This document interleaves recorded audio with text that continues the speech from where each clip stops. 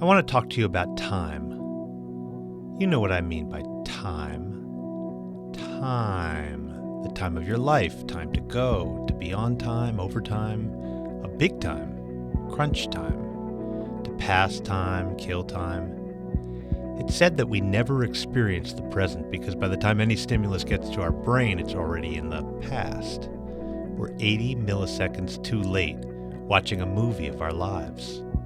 Watching a movie of our lives. Well, it's a good movie. When I was a child, I was always waiting until my brother got home, until class was over, until the weekend, the summer, until I was a teenager, until I could drive, until college. It's not unusual, I know. You probably did it too. Still do it, I do.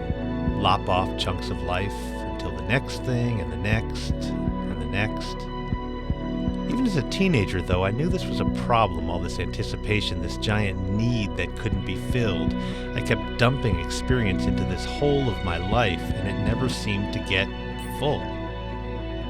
The winds howled in that hole.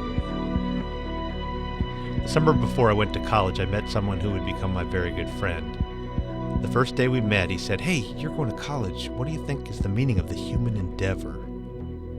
All summer long, we talked about it. What is the meaning of the human endeavor? What is the meaning of the human endeavor? What is the meaning of the human endeavor?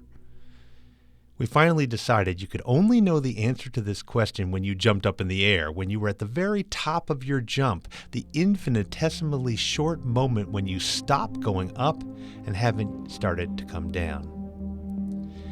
This moment takes place in no time, zero amount of time. You go up, stop and then come down.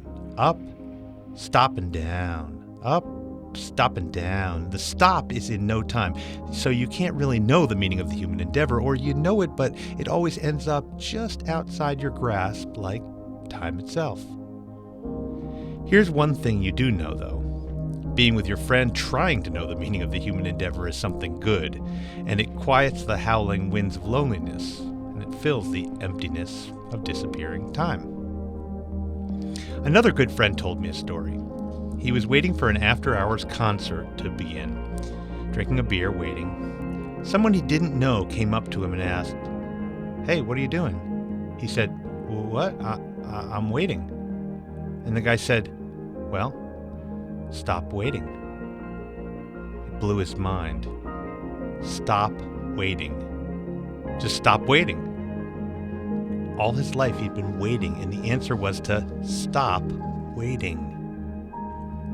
When my friend told me that story, it blew my mind too, in a good way, in a way that helped me settle into the movie of my life.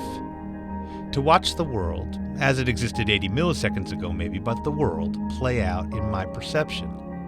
To engage the swirl of snow outside my window, the sound of the wind, the feeling of these words coming out of my mouth, buzzing my skull bone, the microphone, the idea of you.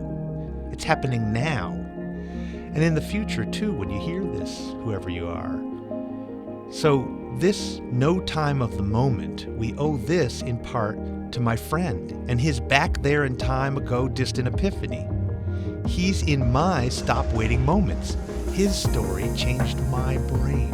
And now maybe it's changing your brain a little bit. I sometimes see time as a river, new water every moment, but all connected in a pattern back to the source and down to the sea. And our lives aren't just the water. You and I, we are also the riverbeds over which the water flows, shaped by the rivers, washed and worn by the rivers, and we flow into one another. So just like each river is connected to all other rivers, we are not alone in time, and all time is connected.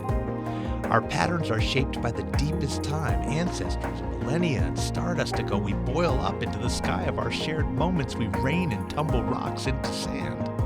Ta-da! We are here in this strange soup of time together, rolling to the ocean as one and forever.